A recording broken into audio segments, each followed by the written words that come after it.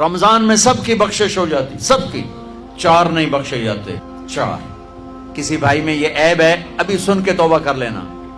شراب پینے والا، مستقل شراب پینے والا، رمضان میں بخشش نہیں۔ ماں باپ کا نافرمان، ماں باپ کا نافرمان، بخشش نہیں۔ ماں باپ کا نافرمان کے لیے تو میرے نبی نے کہا کہ اللہ ہر گناہ کی سزا موت کے بعد دے گا۔